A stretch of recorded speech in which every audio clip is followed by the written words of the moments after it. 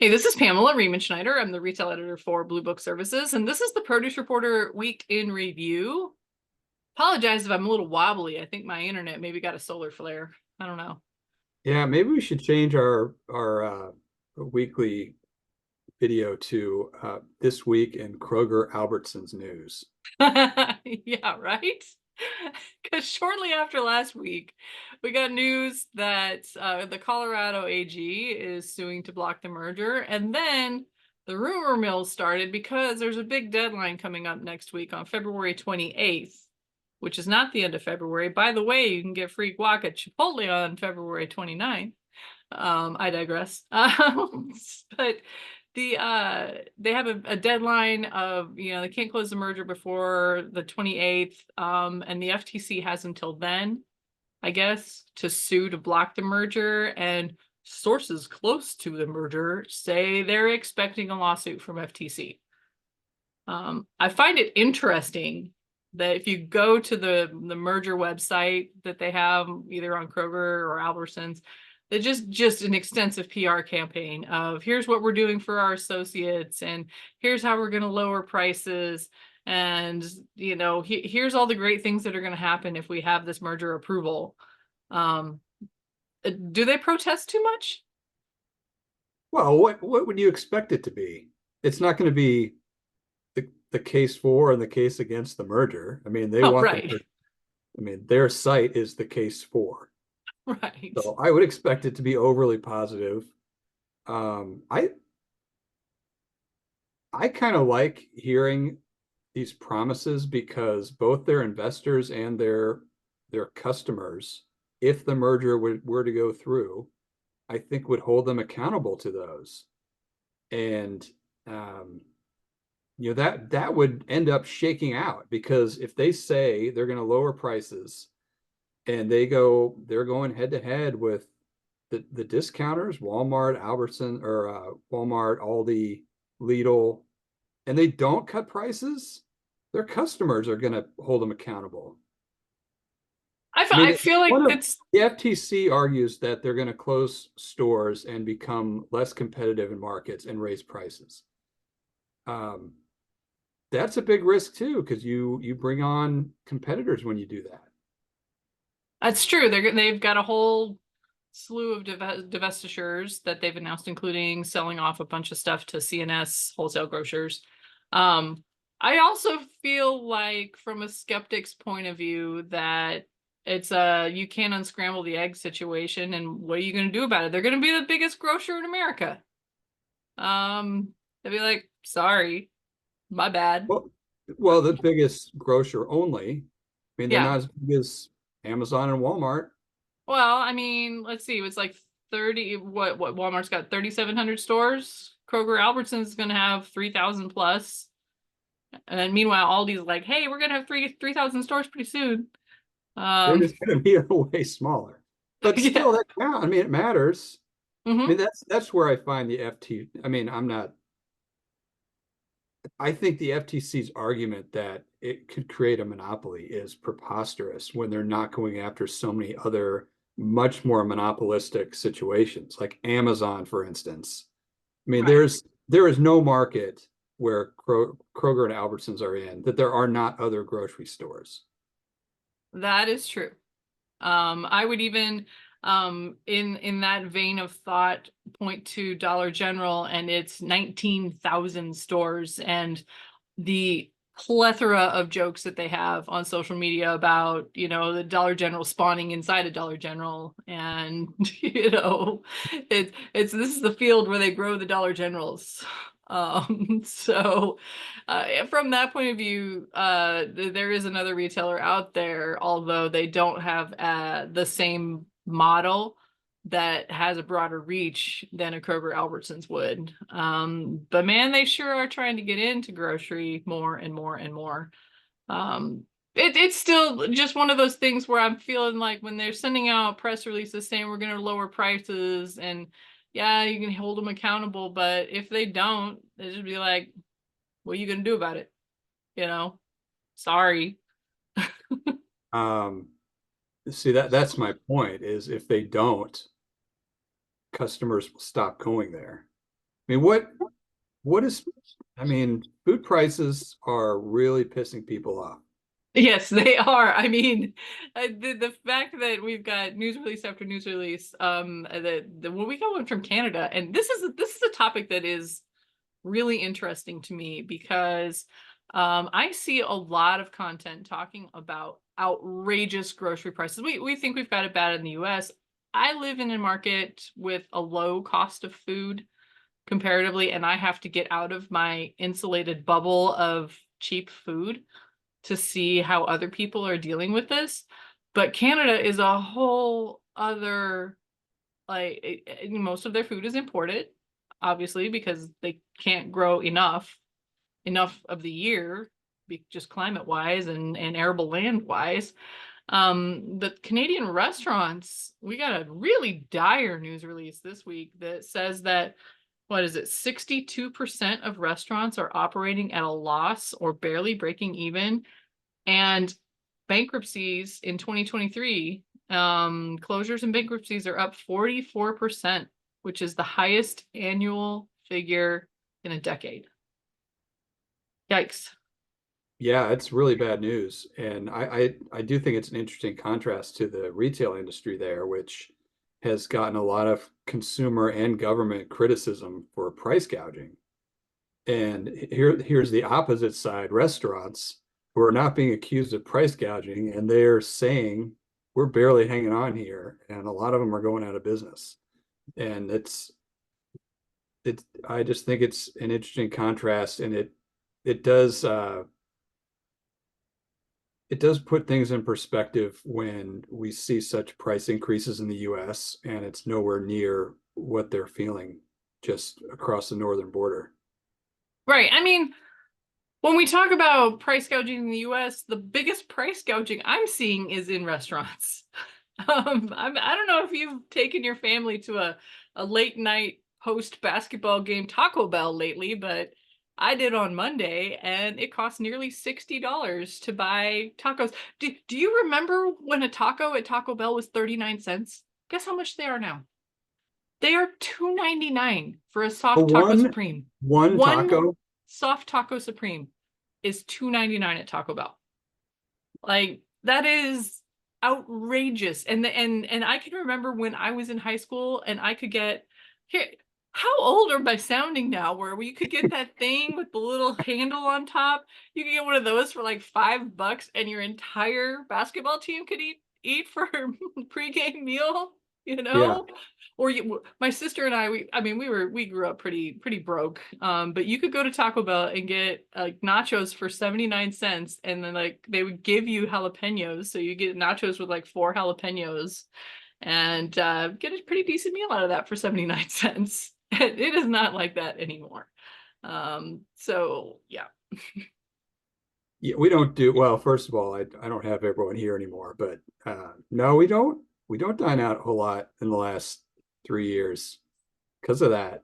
I mean, the inflation numbers show it's like more than double the increase year over year in food service. Well, they call it food away from home versus food at home. Um, that and as you get older, a lot of us transition away from the Taco Bells of the world for what it does to our bodies, which are not the same as they were when we were 25. Hey man, I got a 15-year-old that is a garbage can. All right. Exactly. Yeah, I mean, my kids eat a lot too, but I'm not joining them. And sometimes You when can you get have out of it. a basketball game at 9 p.m., there's not a lot open. So that's what you're getting. I will be interested to see. We're just about, what, 2 months exactly from when my flight leaves to go to Vancouver for CPMA 2024.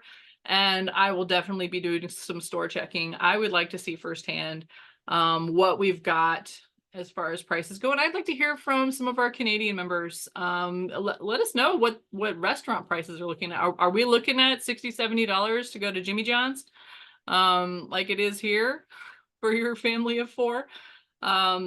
Yeah, super interesting to ask. And it brings us to our last topic. And this is something that we have, no matter where you are on the political spectrum from a nutrition standpoint, it kind of fits with where we're going. The National Grocers Association sent out a press release this week. They've got 2,500 of independent grocers sign on a letter to oppose restrictions to the SNAP program.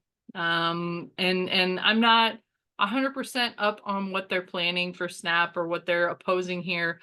But I'm assuming that they're opposing putting WIC-like restrictions on and making it nutritious foods only. And the quote that they're pulling out from the letter for me just hits with a dull thud. And I'm like, y'all, this is not what this is about.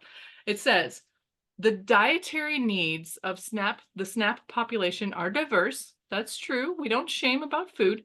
And no one diet would be appropriate for all participants. And here's where they lose me. For instance, a cancer patient struggling to gain weight doesn't have the same needs as a child fighting diabetes. Okay, the legions of cancer patients trying to bulk up on soda and snacks, basically, is what they're probably trying to remove from SNAP. It just kind of it enrages me. It is a little desperate to make your business argument as in we don't want to deny cancer patients using SNAP from getting everything they want, when, I mean, what kind of a subset is that compared to overall SNAP users? And it is not unreasonable at all to put some dietary restrictions on there. And that's just from an overall perspective. From the fresh produce perspective, I think the industry should be all in favor of that, because produce is not going to get kicked out. Produce is only going to become a more important factor. And we already know the science has shown, and people, I mean, that's not the industry's problem, is telling American consumers that we have a healthy product. It's motivation and access. And seems like something that, I guess, I mean, the produce industry doesn't want to fight the Independent Grocers Association very often, as they do business together. But yeah, I saw this too, and I did not like the angle they were taking. No, I don't like the angle. I understand from a retail perspective, especially depending on where you are demographically, SNAP dollars can be significant to your bottom line. And a lot of that goes into, the center store and foods of minimal nutritional value. And there are arguments that we shouldn't be policing the food. I am 100% in favor of feeding everyone who needs to be fed. Free school lunches, all of that stuff, right? Right, but But those have dietary restrictions. yes, and I don't want to shame people for what they're eating, but not on taxpayer dime. And that is Right, that totally is the difference. right. Yeah, if you want to argue for not having government intervention, okay, but then you can't use money from taxpayers. Right. You get one or the other. Yeah, this for me is a sticking point, and the produce and any kind of SNAP restriction has nothing but gains to happen there. And if we frame it correctly, there are ways to incentivize the eating in ways that are helpful. And this is just not it, saying that, implying that a cancer patient couldn't bulk up on nutritious foods instead of Right. just calories. I Yeah, would it like to just see if NGA has studies that show. I mean, the fear, of course, is that people wouldn't use their SNAP dollars, and then grocers would lose those sales. But if people have X amount and they can't buy certain things, would they buy more of other things? So it would be a net wash. I wonder if they have data that would show that. I can think of one right off the top of my head. Double up food bucks. That was a pretty successful program. That they would double the amount of SNAP dollars that you got if you used it on fresh produce. And a lot of the retailers that I know that have participated in that program thought it was great. It had some issues with implementation as far as point of sale goes, like the widgets and gizmos part of it, because it was very easy to implement at a farmer's market, for example, because they just use like wooden tokens or whatever. Yeah. But nowadays with digital paying, like I can remember when I first saw Double Up Food Bucks, my 10-year-old was an infant. So in 10 years, our payment systems have vastly changed. Oh yeah, people can pay with their Apple Watches. Yes, you can We pay have with your to, palm. there has to be an AI solution to this. There That is. can't be the reason that's holding us back. There's no way. Right. You can pay with your palm at Whole Foods, like your actual handprint. I saw that the other day and I was like, yeah, no thanks. I'll stick to just my phone. Still remember 1984 a little too recently. I don't Before need the our beast year. knowing my fingerprints that well yet. But just to know that a program like that could have broader implementation, and a lot of the barriers to adoption that it had in the past have been solved with more sophisticated point of sale systems, more sophisticated inventory management systems, online grocery, because SNAP is accepted nationwide online. And it seems like every single week I've got a news release about SNAP available at some online food supplier here or there. And Instacart, on the other hand, we've seen what, two, three, four releases a week talking about Instacart and some kind of health focused system. That you can't tell me there's not some way to make that money work in a way that is meaningful. And we've got Brighter Bites at Harvard, talking about their business case, because Brighter Bites has actual data showing that they have made meaningful change in people's dietary,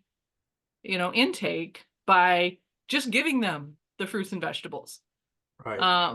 So there's data out there, there's ways out there. We don't have to keep it the same way, and we don't have to keep propping up soda and candy and whatever it is that they're spending their SNAP dollars on. I'm going to get off my soapbox and let us back off of that. Till next time. Until next time. Until next week when we hear that the FTC is sued to block the Kroger merger. Yeah, we will see. All right, that's it for the Produce Reporter Week in Review. If you are not getting the Produce Reporter newsletter, you need to go to producebluebook.com and sign up. I think you pronounced Harvard incorrectly. Harvard. Pocket car. Harvard. You know what produce needs? Produce needs the Duncan guy. You need Ben Affleck. Yeah, well, I heard it costs a lot of money. I heard that costs a lot of money too.